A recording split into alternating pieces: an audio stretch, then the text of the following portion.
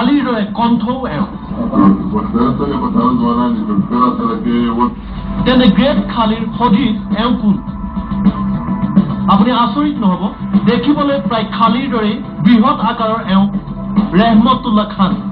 সুদূৰ আফগানিস্তানৰ পৰা গুৱাহাটীলৈ আহিছে ৰেহমতুল্লাহ খান ৰেহমতুল্লাহৰ হাত ভৰি বৃহৎ আকাৰৰ হাইলাক খালীৰ দৰে আনকি ৰেহমতুল্লাহৰ কণ্ঠও খালীৰ দৰে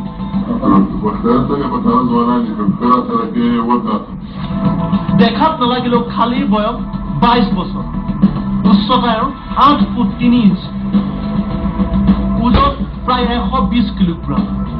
এওঁৰ জোতাৰ আকাৰ দেখি আপুনি নিশ্চয় গম পাইছে এওঁৰ ভৰিৰ জোখো কিমান হ'ব প্ৰায় 21 ইঞ্চি এওঁৰ ভৰিৰ জোখ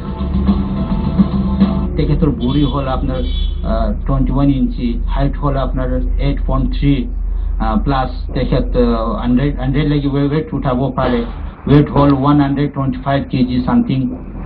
তেখেতৰ নিচিনা মানুহ আৰু এই দুৰ্ভাগ্য বোধ কৰিবলৈও বেয়া লাগে যে আফগানিস্তানত তেনেকুৱা মানুহৰ কোনো মূল্য নাই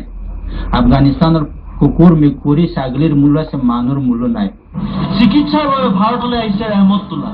মুম্বাইত আৰু কলকাতাত চিকিৎসা কৰাৰ পাছত গুৱাহাটীলৈ এভমুখী মাৰিছে খালী সদৃশ এই ৰেহমতুল্লাহ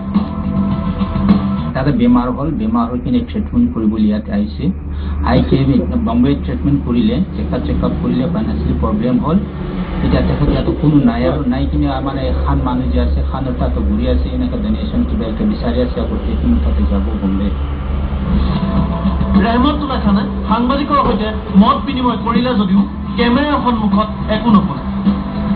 কেমেৰাৰ পাছত নৱ আৰু ব্ৰজেনৰ সৈতে সুনীল বৰা নিউজ লাইভ গুৱাহাটী কৃষক মুক্তি সংগ্ৰাম সমিতিৰ নিৰ্দিষ্ট হৈ থকা